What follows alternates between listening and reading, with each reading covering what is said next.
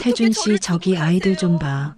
너무 보고 민수의 싶을 묘 거예요. 앞에서 가지 마세요, 검은 제발. 정장을 입은 쌍둥이가 아직 할 얘기가 조용히 많은데 절을 올리고 어떻게 저를 있었다. 두고 가세요? 경희의 다리가 너무 풀려 보고 싶을 그대로 거예요. 가지 무릎에 마세요, 주저앉았다. 그때 아직 할 얘기가 아이가 많은데 조용히 어떻게 고개를 들어 저를 두고 말했다. 가세요? 여기 우리 너무 아빠 보고 맞나요? 싶을 거예요. 가지 이야기 시작하기 전에요. 구독과 댓글로 함께 해주세요. 여러분의 작은 응원이 다음 이야기를 이어줘요. 서울 근교 노원구의 오래된 단독주택. 벽돌로 지어진 2층 집은 30년이 넘은 세월의 흔적을 고스란히 간직하고 있었습니다. 마당 한쪽에는 경희가 정성스럽게 가꾼 작은 채소밭이 있었고, 현관 앞에는 낡은 우편함이 세월의 무게를 견디며 서 있었습니다. 한태준과 아내 이경희는 아들을 잃은 지 정확히 10년째 되는 날을 앞두고 있었습니다. 시간은 흘렀지만 상처는 여전히 아물지 않은 채로 남아 있었습니다. 아침 6시 경희는 평소와 다름없이 일어나 부엌으로 향했습니다. 65살의 나이에도 불구하고 여전히 부지런한 모습이었습니다. 가스레인지에 불을 켜고 밥을 짓기 시작했습니다. 우리 민수 벌써 열해네. 경희가 거실로 가서 아들의 사진 앞에 밥 한 그릇을 놓으며 중얼거렸습니다. 벽에 걸린 액자 속에는 32살의 밝은 모습으로 웃고 있는 민수의 얼굴이 있었습니다. 대학 졸업 후 회사에 다니며 성실하게 살아가던 아들이었습니다. 결혼 계획도 있었고 미래에 대한 꿈도 많았던 아들이었습니다. 민수야, 오늘도 맛있게 드세요. 경희가 사진을 향해 말하며 물 한 컵을 올려놓았습니다. 태주는 안방에서 천천히 몸을 일으켰습니다. 68살의 나이와 오랜 육체 노동으로 온몸이 쑤셨지만 무엇보다 마음이 무거웠습니다. 10년 전 그날 이후로 태준의 삶은 완전히 달라졌습니다. 태준 씨, 일어나셨어요? 경희가 안방을 향해 조용히 불렀습니다. 응. 태준이 짧게 대답하며 세면대로 향했습니다. 거울에 비친 자신의 모습을 보며 태준은 한숨을 쉬었습니다. 머리는 많이 휘어졌고 얼굴에는 깊은 주름이 패여 있었습니다. 10년이라는 시간이 남긴 흔적이었습니다. 아침 드세요. 경희가 식탁에 밥과 반찬을 차려놓으며 말했습니다. 식사는 조용히 진행됐습니다. 예전에는 하루 있었던 일들을 서로 나누며 즐겁게 식사했는데 이제는 수저 소리만 들릴 뿐이었습니다. 태주는 말없이 작업복을 챙겼습니다.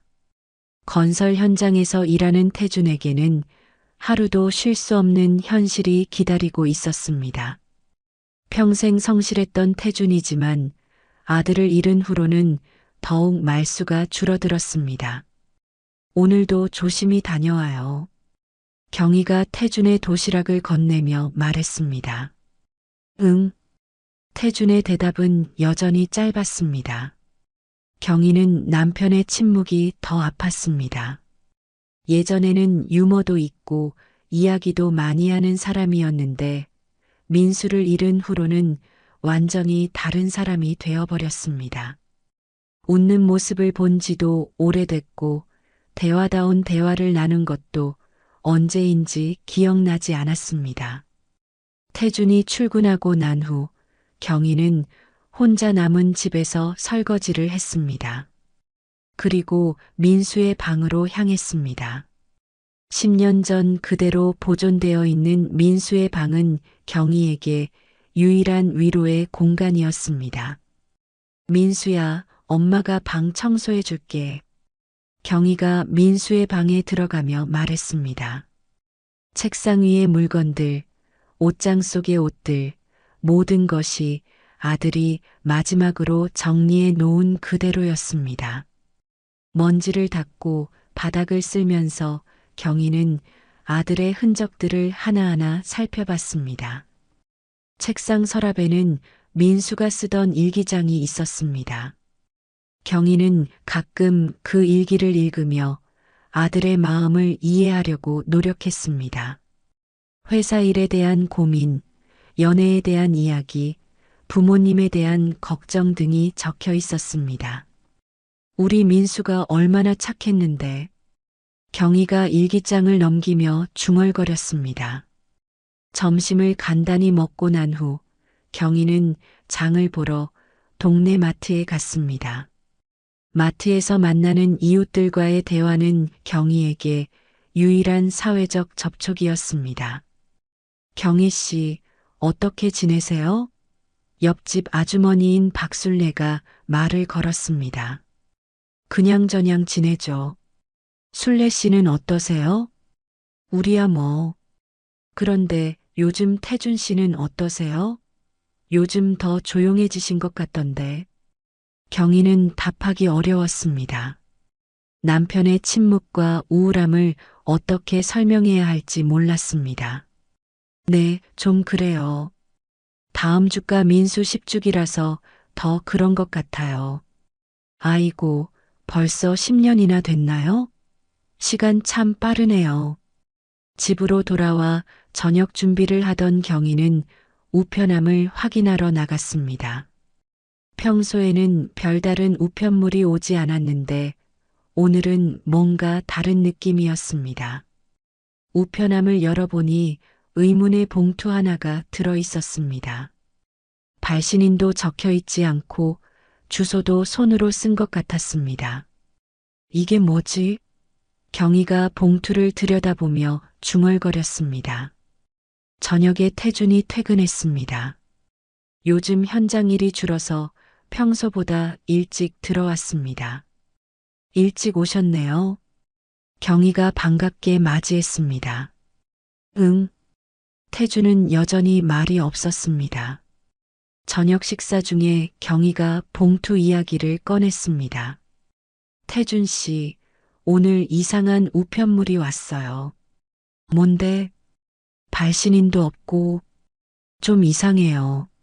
하지만 그날 밤 평온했던 일상에 예상치 못한 충격이 기다리고 있었습니다. 그날 밤 경희는 잠을 이루지 못했습니다. 의문의 봉투가 계속 신경 쓰였기 때문입니다. 새벽 5시쯤 되어서야 참을 수 없어 거실로 나왔습니다. 뭐가 들어있을까? 경희가 식탁 위에 놓인 봉투를 바라보며 중얼거렸습니다. 태주는 아직 깊게 잠들어 있었습니다. 경희는 조심스럽게 봉투를 집어들었습니다. 평범한 하얀 봉투였지만 무게감이 있었습니다.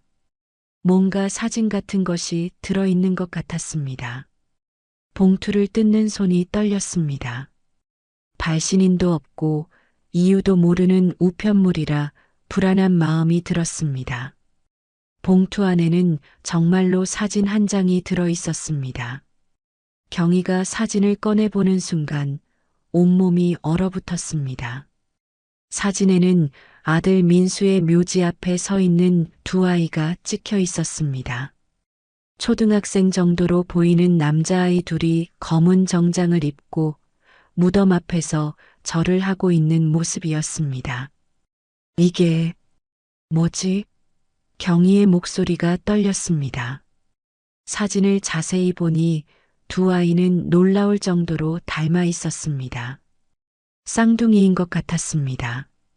그런데 더 놀라운 것은 아이들의 뒤편에 서 있는 여성의 모습이었습니다. 검은 옷을 입고 얼굴을 가리고 있어서 누구인지 알 수 없었지만 분명히 아이들과 함께 온 사람이었습니다. 경희는 사진을 뒤집어 봤습니다. 거기에는 짧은 문구가 적혀 있었습니다. 진실은 묘지에서 시작됩니다. 경희의 손이 심하게 떨리기 시작했습니다. 심장이 빠르게 뛰었고 숨이 가빠졌습니다. 도대체 이게 무슨 의미인지, 왜 모르는 아이들이 민수의 묘 앞에 있는 건지 이해할 수 없었습니다. 태준 씨, 태준 씨. 경희가 급하게 남편을 깨웠습니다. 왜? 무슨 일이야? 태준이 잠에서 깨어 일어났습니다. 이거 봐요. 경희가 떨리는 손으로 사진을 내밀었습니다. 태준이 사진을 받아보는 순간 얼굴이 굳어졌습니다. 이게 뭐야? 누가 보낸 거야? 모르겠어요. 발신인도 없고. 그런데 이 아이들 누구예요? 왜 우리 민수 묘 앞에? 경희의 목소리가 점점 작아졌습니다. 태주는 사진을 뒤집어 보더니 적힌 문구를 읽었습니다. 진실은 묘지에서 시작됩니다라고 적혀 있네. 진실이요? 무슨 진실을 말하는 거죠? 태준도 당황스러워했습니다. 10년 동안 아들의 죽음을 받아들이고 살아왔는데 갑자기 이런 의문의 사진이 나타나다니 이해할 수 없었습니다. 혹시 민수가 우리한테 말하지 않은 일이 있었을까? 경희가 조심스럽게 물었습니다. 뭔 소리야? 우리 아들이 우리한테 숨길 게 뭐가 있어? 하지만 태준의 목소리에도 확신이 없었습니다. 사진 속 아이들이 너무나 자연스럽게 민수의 묘 앞에서 절하고 있는 모습이 단순한 우연으로 보이지 않았습니다. 이 아이들이 우리 민수를 알고 있는 건가? 경희가 사진을 다시 들여다보며 말했습니다. 두 아이의 얼굴을 자세히 보니 어딘지 낯익은 느낌이 들었습니다. 특히 한 아이의 눈매가 민수를 닮은 것 같기도 했습니다. 설마. 경희가 말을 잇지 못했습니다. 뭐가 설마야? 아니에요. 그냥 이상한 생각이 들어서요. 태주는 사진을 계속 들여다봤습니다. 사진이 찍힌 장소는 분명히 선영공원 묘지였고 민수의 무덤이 맞았습니다. 그런데 왜 모르는 아이들이 거기서 절을 하고 있는 건지 이해할 수 없었습니다. 이 사진은 언제 찍힌 걸까? 태준이 중얼거렸습니다. 사진의 화질이나 색감으로 봐서는 최근에 찍힌 것 같았습니다. 아이들의 옷차림도 깔끔했고 날씨도 좋아 보였습니다. 우리가 모르는 사이에 누군가 민수묘에 다녀간 거네요. 경희가 안타까운 목소리로 말했습니다. 태주는 이를 악물었습니다.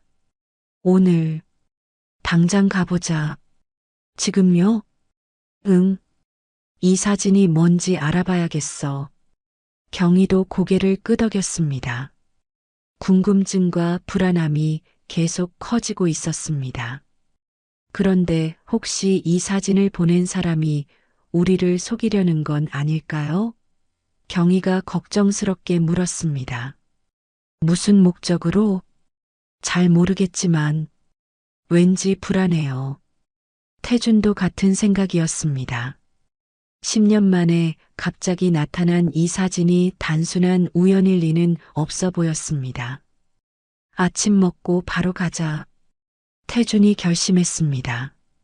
네, 그럽시다. 아침 식사는 평소보다 더욱 조용했습니다. 두 사람 모두 사진 생각에 빠져 있었기 때문입니다. 밥맛도 나지 않았고 마음만 급했습니다. 민수야, 엄마 아빠가 오늘 가볼게. 경희가 민수의 사진을 향해 말했습니다. 태주는 평소에 입지 않던 정장을 꺼냈습니다. 묘지에 가는 길이니까 단정하게 차려입어야겠다는 생각이었습니다. 준비됐어? 태준이 경희에게 물었습니다. 네, 가요. 두 사람은 집을 나서며 사진을 다시 한번 확인했습니다. 과연 오늘 묘지에서 무엇을 발견하게 될지, 그리고 이 신비로운 사진의 정체가 무엇인지 알게 될지 궁금했습니다. 버스를 타고 선영공원으로 향하는 길, 경희는 계속 사진을 들여다봤습니다. 볼 때마다 새로운 의문이 생겼습니다. 태준 씨, 혹시 민수가 우리 모르게 결혼했을 수도 있을까요? 무슨 소리야? 그런 중요한 일을 숨길 리가 없어. 하지만 두 사람의 마음속에는 알 수 없는 불안감이 자리 잡고 있었습니다. 선영공원 묘지에 도착한 것은 오전 10시쯤이었습니다. 가을 햇살이 따스했지만 묘지 특유의 쓸쓸함은 여전했습니다. 태준과 경희는 익숙한 길을 따라 민수의 묘로 향했습니다. 여기가 우리 민수 있는 곳이야. 태준이 경희의 손을 잡으며 말했습니다.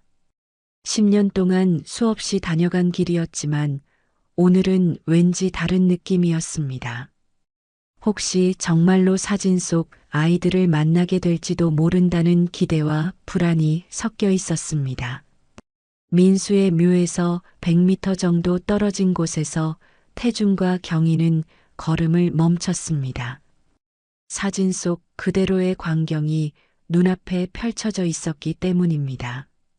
검은 정장을 입은 쌍둥이 남자아이 2명이 민수의 묘 앞에서 깊이 절하고 있었습니다. 10살 정도로 보이는 아이들은 정중한 자세로 절을 하고 있었고 그 모습이 무척 자연스러워 보였습니다. 경희는 다리에 힘이 풀려 태준의 팔을 붙잡았습니다. 정말 있네요. 어린 것들이. 왜 우리 민수한테? 경희의 목소리가 떨렸습니다. 아이들 뒤편에는 검은 옷을 입은 여성이 서 있었습니다. 30대 중반 정도로 보이는 여성은 모자를 깊게 눌렀어서 얼굴을 제대로 볼 수 없었습니다. 하지만 아이들을 지켜보는 모습에서 모성애가 느껴졌습니다. 태준과 경희는 숨을 죽이고 그 광경을 지켜봤습니다. 아이들은 절을 마친 후 무덤 앞에 무릎을 꿇고 앉았습니다. 그리고 작은 목소리로 뭔가 말하기 시작했습니다. 아빠, 안녕하세요. 한 아이가 말했습니다. 태준과 경희는 동시에 얼어붙었습니다. 아빠라고 했습니다. 분명히 민수를 아빠라고 부르고 있었습니다. 저희 잘 지내고 있어요. 엄마도 건강하시고요. 다른 아이가 이어서 말했습니다. 경희는 충격으로 입을 손으로 막았습니다. 이 아이들이 정말로 민수를 아빠라고 여기고 있었습니다. 학교도 열심히 다니고 있고 공부도 잘하고 있어요. 첫 번째 아이가 계속 말했습니다. 아이들의 목소리에는 진심이 담겨 있었습니다. 단순한 장난이나 거짓말이 아니라 정말로 민수를 그리워하는 마음이 느껴졌습니다. 태준은 조심스럽게 아이들에게 다가갔습니다. 발소리를 들은 아이들이 뒤를 돌아봤습니다. 안녕하세요. 태준이 조심스럽게 인사했습니다. 아이들은 놀란 표정으로 일어났습니다. 검은 옷을 입은 여성도 긴장한 기색을 보였습니다. 얘들아, 누구니? 태준이 부드럽게 물었습니다. 아이들은 서로를 바라보며 망설였습니다. 여성이 아이들 앞으로 나서며 말했습니다. 죄송합니다. 저희가 방해가 됐나요? 아니에요. 그런데 태준이 말을 잇지 못했습니다. 경희가 떨리는 목소리로 물었습니다. 혹시 이 아이들이 우리 민수를 아빠라고 부르는 게 맞나요? 여성은 잠시 침묵했습니다. 그리고 아이들을 바라본 후 고개를 끄덕였습니다. 네, 맞습니다. 그 순간 한 아이가 태준을 올려다보며 말했습니다. 할아버지세요? 태준의 가슴이 뛰기 시작했습니다. 할아버지라고 불렀습니다. 이 아이가 자신을 할아버지라고 부르고 있었습니다. 뭐라고?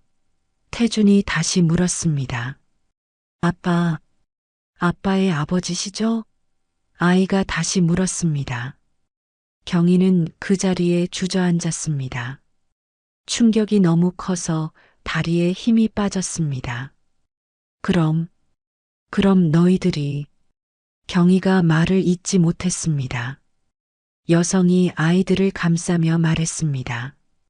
죄송합니다. 이렇게 갑자기 나타나서. 하지만 더 이상 숨길 수가 없어서. 숨긴다는 게 뭔 말이에요? 태준이 혼란스러워하며 물었습니다. 아이들이 민수 씨. 여성이 말을 망설였습니다. 민수의 뭐요? 경희가 간절하게 물었습니다. 아들들입니다. 여성이 마침내 말했습니다. 태준과 경희는 완전히 얼어붙었습니다. 아들들이라고 했습니다. 민수의 아들들이라고 했습니다. 그게 무슨 말이에요? 경희의 목소리가 떨렸습니다. 쌍둥이 중 한 명이 태준에게 다가와서 말했습니다. 할아버지, 저희 아빠 맞죠? 사진에서 봤어요. 아이가 작은 지갑에서 꺼낸 사진을 보여줬습니다. 그 사진에는 민수와 여성, 그리고 갓난아기들이 함께 찍힌 모습이 있었습니다. 경희는 그 사진을 보고 완전히 말을 잃었습니다. 분명히 민수였습니다. 그리고 갓난아기들은 지금 앞에 서 있는 이 아이들이었습니다. 언제 찍은 사진이에요? 태준이 떨리는 목소리로 물었습니다. 아이들이 태어났을 때요. 10년 전에. 여성이 조용히 답했습니다. 10년 전이라고요? 경희가 되묻었습니다. 그때야 모든 것이 명확해졌습니다. 민수가 죽기 직전에 이 아이들이 태어났다는 뜻이었습니다. 그리고 10년 동안 이 가족은 존재조차 몰랐던 것이었습니다. 우리가 할아버지, 할머니였다는 말이에요? 경희가 믿을 수 없다는 표정으로 물었습니다. 아이들이 동시에 고개를 끄덕였습니다. 네, 할아버지, 할머니. 그 순간 태준과 경희의 세상이 완전히 뒤바뀌었습니다. 묘지 앞에서 벌어진 충격적인 만남 후 네 사람은 서로를 바라보며 말을 잇지 못하고 있었습니다. 검은 옷을 입은 여성이 아이들을 감싸며 조심스럽게 입을 열었습니다. 죄송합니다. 이런 날 불쑥 찾아와서. 여성의 목소리에는 미안함과 두려움이 섞여 있었습니다. 경희는 아직도 믿을 수 없다는 표정으로 아이들을 바라봤습니다. 정말 민수가 이 아이들의 아빠라는 거예요? 네. 여성이 고개를 깊게 숙였습니다. 태준은 분노가 치밀어 올랐습니다. 우리 아들이 결혼도 안 했는데 어떻게 이런 일이. 저희 정식으로 결혼하지는 못했어요. 여성이 작은 목소리로 말했습니다. 하지만 아이들은 분명히 민수 씨의 아들들입니다. 경희가 떨리는 목소리로 물었습니다. 그럼 당신은 누구세요? 저는 박지영이라고 합니다. 민수 씨와 연인이었어요. 연인? 태준이 되물었습니다. 우리가 모르는 연인이 있었다고? 지영이 고개를 끄덕였습니다. 민수 씨가 부모님께 말씀드리지 못하셨나 봐요. 왜요? 왜 우리한테 말하지 않았을까요? 경희의 목소리에는 상처가 배어 있었습니다. 저 때문이었어요. 지영이 눈물을 글썽이며 말했습니다. 제 처지가 복잡했거든요. 태준은 이해할 수 없었습니다. 복잡하다니 무슨 뜻이에요? 지영은 잠시 망설이다가 작은 가방에서 봉투 하나를 꺼냈습니다. 이걸 보시면 이해하실 거예요. 봉투 안에는 여러 장의 서류가 들어 있었습니다. 민수와 지영의 사진, 그리고 아이들의 출생신고서, 사본이었습니다. 경희가 출생신고서를 보는 순간 손이 떨렸습니다. 한민준, 한민호. 성이 한씨네요.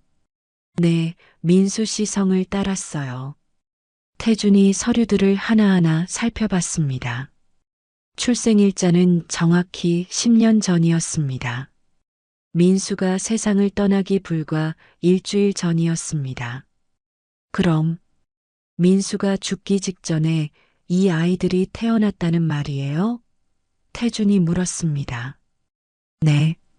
민수 씨는 아이들을 보지도 못하고 지영의 목소리가 메말랐습니다.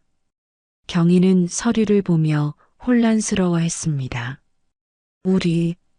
우리가 몰랐던 게 이렇게 많았단 말이에요? 쌍둥이 중 큰아이인 민준이 태준에게 다가왔습니다. 할아버지, 저희 진짜 아빠 아들이에요. 작은아이인 민호도 경희에게 다가왔습니다. 할머니, 저희 사진 많이 있어요. 아이들이 가져온 작은 앨범에는 민수와 함께 찍은 사진들이 있었습니다. 임신 중인 지영과 함께 찍은 사진, 태어날 아기들을 위해 준비한 물건들의 사진까지 있었습니다. 민수가 정말 아빠가 될 준비를 하고 있었구나. 경희가 사진을 보며 중얼거렸습니다. 태주는 분노와 슬픔이 동시에 밀려왔습니다. 왜 우리한테는 한마디도 안 했을까? 지영이 조심스럽게 설명했습니다. 제가 당시에 결혼한 상태였거든요. 결혼한 상태라고요? 경희가 놀라며 물었습니다. 네. 하지만 남편과는 이미 별거 중이었고 이혼 절차를 밟고 있었어요. 민수 씨는 그 상황이 정리될 때까지 기다려 주셨어요. 태준의 표정이 더욱 복잡해졌습니다. 그럼 우리 아들이 불륜을... 아니에요. 지영이 급하게 말했습니다. 저는 이미 남편과 끝난 상태였어요. 민수 씨는 정말 신사적이었고 저를 진심으로 사랑해 주셨어요. 경희는 아이들을 바라보며 마음이 복잡했습니다. 분명히 민수를 닮은 구석이 있었습니다. 특히 눈매와 웃는 모습이 어린 시절 민수와 비슷했습니다. 그럼 왜 지금에서야? 태준이 물었습니다. 죄송해요. 그동안 혼자 아이들을 키우느라, 그리고 어떻게 말씀드려야 할지 몰라서. 지영이 눈물을 흘리며 말했습니다. 민준이 태준의 손을 잡으며 말했습니다. 할아버지, 저희 아빠 많이 그리워해요. 민호도 경희에게 말했습니다. 할머니, 엄마가 아빠 이야기 많이 해줘요. 경희의 눈에서 눈물이 흘러내렸습니다. 이 아이들이 정말로 민수의 아들들이라면 자신들은 10년 동안 손자들을 모르고 살았던 것이었습니다. 지영 씨, 정말 확실한 거예요? 이 아이들이 민수이. 경희가 마지막으로 확인했습니다. 지영이 다른 서류를 꺼냈습니다. 이건 친자 확인서예요. 아이들이 태어났을 때 민수 씨와 함께 검사를 받았어요. 서류에는 분명히 민수와 쌍둥이들의 유전자가 일치한다는 결과가 나와 있었습니다. 태주는 그제야 모든 것을 받아들여야 한다는 것을 깨달았습니다. 그럼 우리가 정말 할아버지, 할머니였다는 말이네요. 네. 죄송해요. 이렇게 늦게 알려드려서. 경희는 아이들을 바라보며 복잡한 감정에 휩싸였습니다. 기쁨과 당황스러움, 그리고 민수에 대한 그리움이 한꺼번에 밀려왔습니다. 우리 민수가 이런 비밀을 혼자 간직하고 있었구나. 경희가 중얼거렸습니다. 하지만 아직 더 큰 진실이 숨겨져 있다는 것을 이들은 알지 못했습니다. 묘지에서의 충격적인 만남 후 네 사람은 근처 카페로 자리를 옮겼습니다. 아이들은 음료수를 마시며 조용히 앉아 있었고 어른들은 여전히 정리되지 않은 감정들로 혼란스러워하고 있었습니다. 지영 씨, 정말 이해가 안 가는 게 태준이 조심스럽게 말을 꺼냈습니다.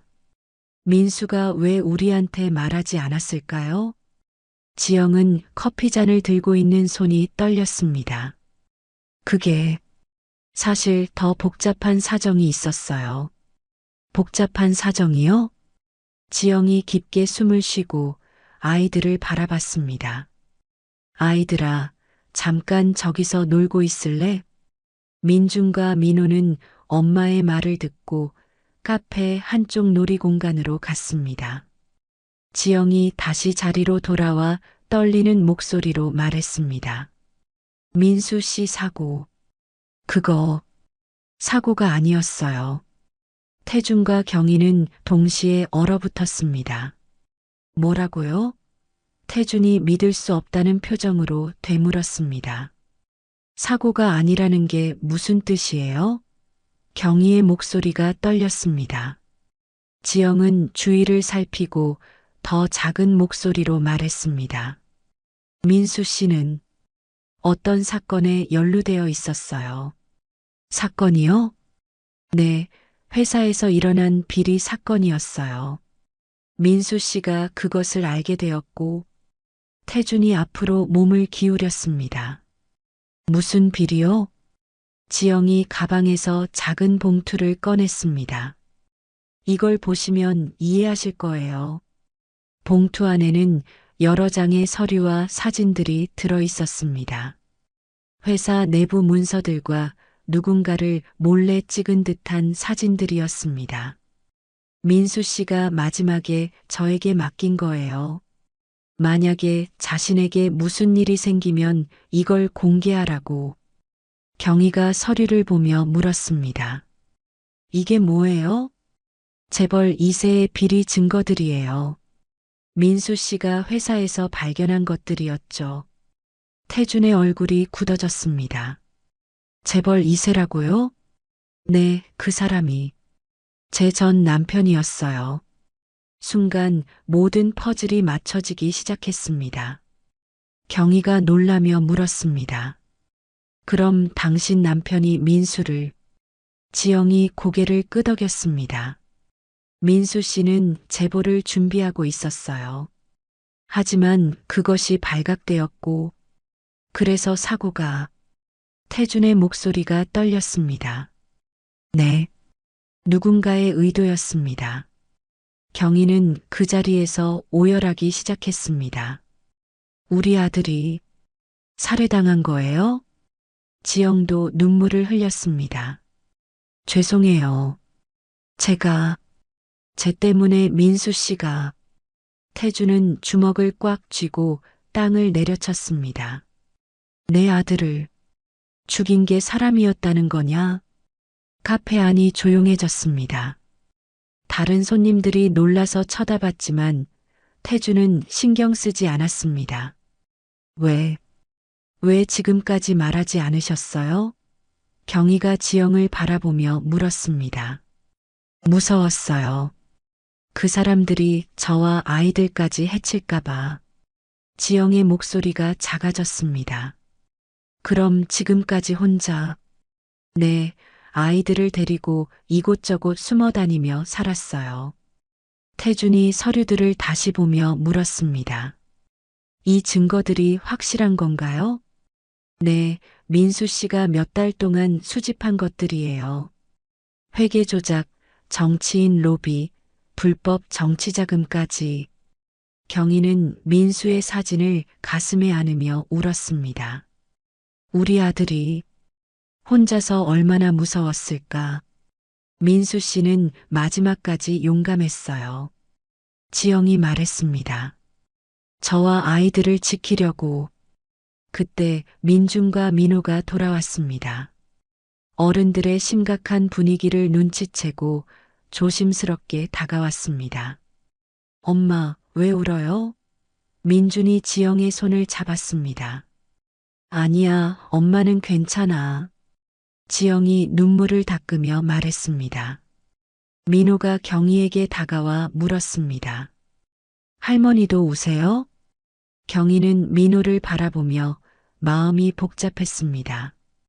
이 아이들이 진짜 민수의 아들들이라면 아버지를 잃고 10년을 살아온 것이었습니다. 할머니는 아빠 생각이 나서 그래. 경희가 민호의 머리를 쓰다듬었습니다. 태준이 결심한 듯 말했습니다. 지영 씨, 이 증거들을 경찰에 제출해야 해요. 하지만 위험해요. 그 사람들은 아직도. 그래도 해야 해요. 우리 민수의 죽음을 밝혀야죠. 지영이 두려워하는 표정을 짓자 경희가 말했습니다. 걱정하지 마세요. 우리가 도와드릴게요. 정말요? 네, 이제 우리도 가족이잖아요. 경희가 아이들을 바라보며 말했습니다. 태준도 고개를 끄덕였습니다. 민수의 아들들을 우리가 지켜야죠. 그 순간 지영의 휴대폰이 울렸습니다. 모르는 번호였습니다. 여보세요? 박지영 씨죠? 오늘 묘지에 갔다면서요? 지영의 얼굴이 창백해졌습니다. 누구세요? 오래간만이네요. 조용히 살고 있을 줄 알았는데. 지영이 전화를 끊고 떨리는 목소리로 말했습니다. 우리를 감시하고 있었어요. 태준과 경희도 긴장했습니다. 어떻게 해야 하죠? 지영이 불안해했습니다. 태준이 단호하게 말했습니다. 이제 더 이상 숨을 수 없어요. 끝까지 가봅시다. 카페에서 위협적인 전화를 받은 후 네 사람은 급하게 자리를 떠났습니다. 지영은 아이들의 손을 꽉 잡고 주위를 살폈고 태준과 경희도 긴장한 기색을 감추지 못했습니다. 일단 우리 집으로 가요. 태준이 제안했습니다. 괜찮을까요? 지영이 걱정스럽게 물었습니다. 거기가 지금으로서는 가장 안전할 거예요. 집으로 향하는 길에서 지영은 더 많은 이야기를 들려주기 시작했습니다. 사실 민수 씨가 마지막에 저에게 남긴 게 더 있어요. 뭐가 더 있다고요? 경희가 물었습니다. 지영이 가방에서 작은 USB를 꺼냈습니다. 이 안에 민수 씨의 마지막 메시지가 들어있어요. 태준의 집에 도착한 후 지영은 USB를 컴퓨터에 연결했습니다. 화면에 민수의 얼굴이 나타나자 태준과 경희는 숨을 멈췄습니다. 10년 만에 보는 아들의 생생한 모습이었습니다. 엄마, 아빠, 만약 이 영상을 보고 계신다면 제가 이미 세상을 떠났다는 뜻이겠죠. 경희가 화면을 바라보며 눈물을 흘렸습니다. 민수야. 영상 속 민수는 피곤해 보였지만 의연한 표정을 하고 있었습니다. 먼저 죄송하다는 말씀을 드리고 싶어요. 지영이와 아이들 이야기를 미리 말씀드리지 못해서. 태준도 화면에 집중했습니다. 사실 지영이는 정말 좋은 사람이에요. 제가 진심으로 사랑하는 여자이고 곧 아이들의 엄마가 될 사람이죠. 민수는 잠시 말을 멈추고 깊게 숨을 쉬었습니다. 하지만 상황이 복잡해서 말씀드리기 어려웠어요. 지영이의 남편이 정말 위험한 사람이거든요. 화면 속에서 민수가 계속 말했습니다. 제가 회사에서 발견한 증거들, 그것 때문에 저는 지금 위험한 상황에 있어요. 하지만 포기할 수 없어요. 정의를 위해서라면. 경희가 화면을 향해 말했습니다. 민수야, 왜 혼자서? 엄마, 아빠, 미안해요. 나 곧 아빠가 됩니다. 민수의 목소리가 떨렸습니다. 쌍둥이 아들들이에요. 지영이가 곧 출산 예정이거든요. 꼭 데려갈게요. 기다려주세요. 태준이 주먹을 쥐었습니다.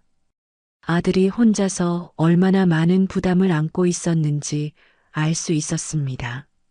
만약 제게 무슨 일이 생기면 지영이와 아이들을 부탁드려요. 그들은 제가 세상에서 가장 사랑하는 사람들이에요. 민수가 카메라에 더 가까이 다가왔습니다. 그리고 제가 수집한 증거들을 꼭 세상에 알려주세요.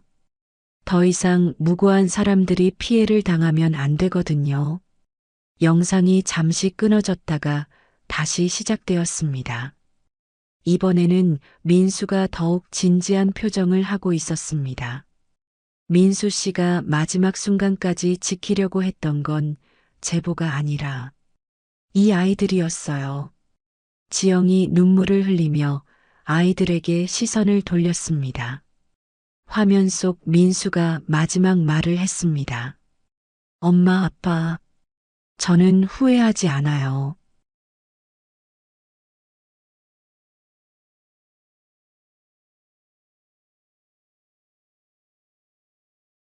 아빠는 영웅이에요. 민호가 덧붙였습니다. 태주는 깊게 눈을 감으며 중얼거렸습니다. 민수야, 이제야.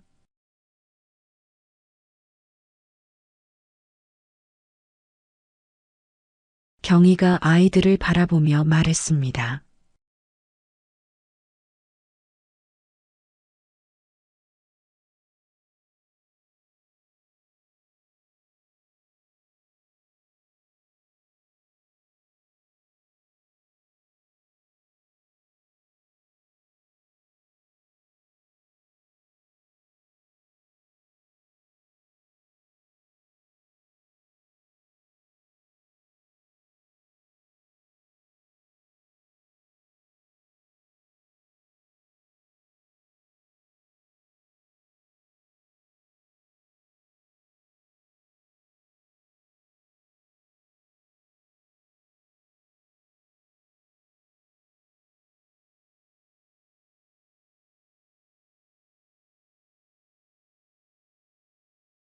우리 아빠를 죽인 나쁜 사람이에요.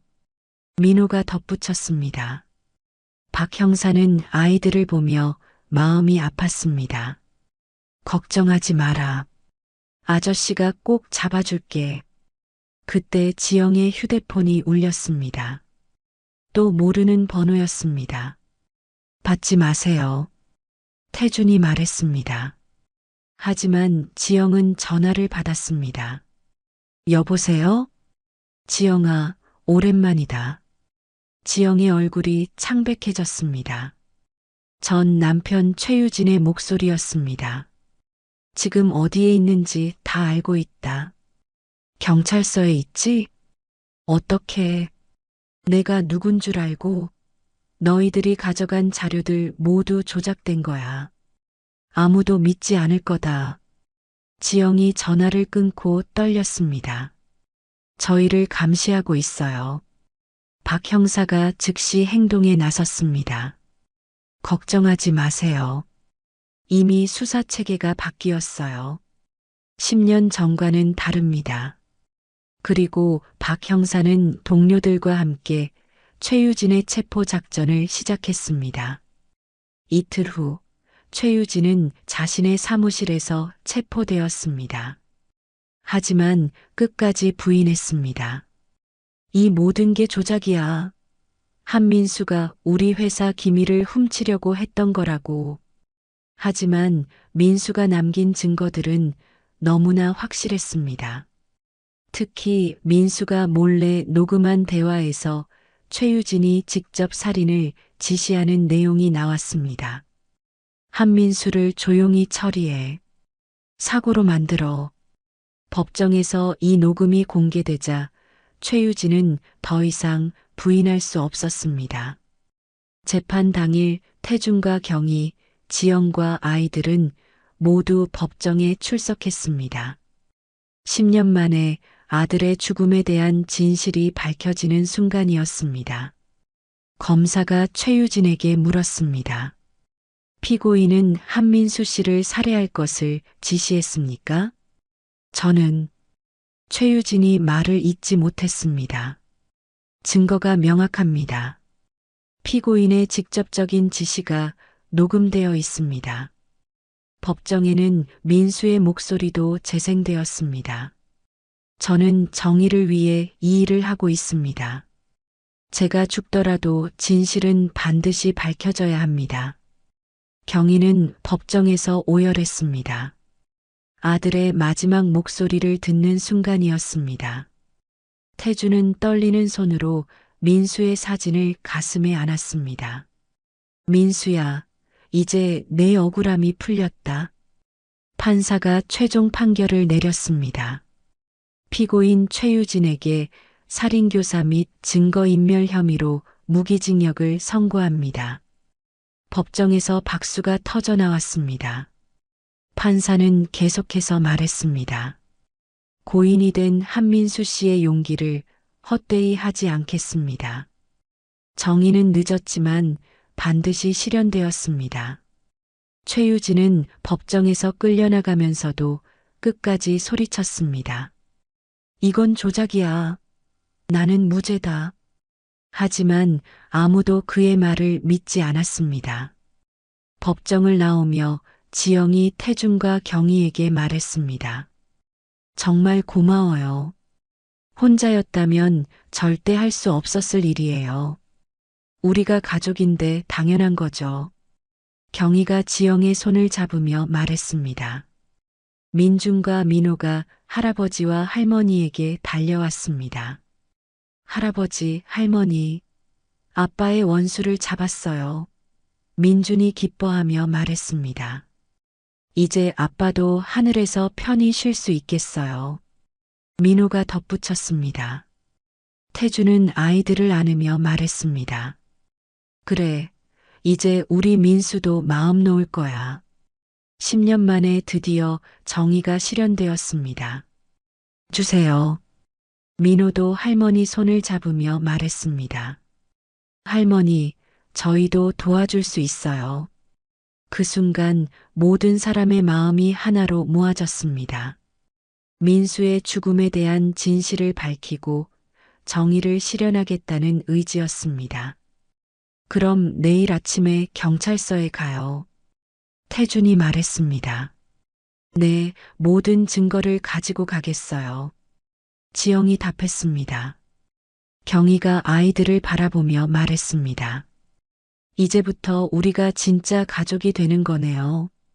아이들이 동시에 미소를 지으며 고개를 끄덕였습니다. 하지만 이들은 아직 모르고 있었습니다. 진짜 위험이 바로 눈앞에 다가오고 있다는 사실을 말입니다. 재판이 끝나고 일주일 후 민수의 10주기였습니다. 이번에는 태준과 경희, 지영과 아이들이 함께 묘지를 찾았습니다. 처음으로 진짜 가족이 되어서 찾아가는 제사였습니다. 선영공원에는 가을바람이 살랑거렸고 단풍잎들이 곱게 물들어 있었습니다. 민수의 묘 앞에는 경희가 정성스럽게 준비한 제사 음식들이 차려졌습니다. 민수야, 이제 우리 모두 함께 왔다. 태준이 묘비를 쓰다듬으며 말했습니다. 경희는 눈물을 글썽이며 아이들의 손을 잡았습니다. 민수야, 내 아들들이 이렇게 컸어. 정말 착하고 똑똑하게 자랐어. 민준과 민호는 아버지의 묘 앞에서 깊게 절했습니다. 이번에는 혼자가 아니라 할아버지, 할머니와 함께였습니다. 아빠, 나쁜 사람 잡았어요. 민준이 묘비를 향해 말했습니다. 이제 편히 쉬세요. 민호가 덧붙였습니다. 지영도 무릎을 꿇고 앉아서 민수에게 말했습니다. 민수 씨, 미안해요. 이제서야 아이들을 부모님께 데려왔네요. 제사를 마친 후 네 사람은 묘지에서 조금 떨어진 벤치에 앉았습니다. 멀리서 민수의 묘가 보였고 평온한 분위기가 흘렀습니다. 이제 어떻게 하실 거예요? 태준이 지영에게 물었습니다. 사실 잘 모르겠어요. 그동안 숨어 살기만 했거든요. 경희가 지영의 손을 잡으며 말했습니다. 이제부터 우리도 내 아빠 대신 너희 지켜줄게. 정말요? 지영의 눈에 희망이 떠올랐습니다. 태준도 고개를 끄덕이며 말했습니다. 민수의 피가 흐르는데 우리가 할아버지, 할머니 아니겠어. 민준과 민호가 동시에 밝게 웃었습니다. 할아버지, 할머니 정말 고마워요. 민준이 말했습니다. 이제 진짜 가족이 된 거예요? 민호가 천진하게 물었습니다. 그럼 당연하지. 경희가 아이들을 끌어안으며 말했습니다. 그날 저녁 모든 사람이 태준의 집으로 돌아왔습니다.